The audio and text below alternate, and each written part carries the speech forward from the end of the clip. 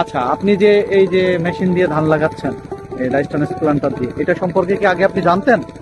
আগে হ্যাঁ অনেকটা আগে জানতাম, কারণ এর আগে আমি একটা জমিতে এটা করেছি আর কি। তো সেখানে ভালো কিছু হয়েছে আর কি, সেখানে ধান টান মেশিনে লাগানো ধানগুলা ভালো হয়েছে আর কি। এই যে এখন আপনার এই জমি কতটুকু, এই জায়গাটুকু? 12 থেকে 13 কাঠা। 12 থেকে 13 কাঠা। এই 12 থেকে 13 কাঠা আপনি যদি ধান লাগাতেন, তাহলে আপনার কতক্ষণ সময় লাগতো লেবার দিয়ে? লেবার দিয়ে ধরেন 3টা জন সারাদিনে লাগে। সারাদিনই লাগতো। খরচ হতো কত? খরচ হতো সর্বোচ্চ 1500 টাকা। সর্বোচ্চ 1500 টাকা। আর আপনি যে রাইস ট্রান্সপ্লান্টার দিয়ে ধান লাগালেন, এবং এই ধান লাগানোর কারণে আপনার কতটুকু টাইম? আপনার নাম? আমার নাম মোহাম্মদ শাহিন। আপনি কি করেন? আমি রাইস ট্রান্সপ্লান্টার মেশিন চালাই। আচ্ছা, এই মেশিনটা আপনি কোথা থেকে পাইছেন?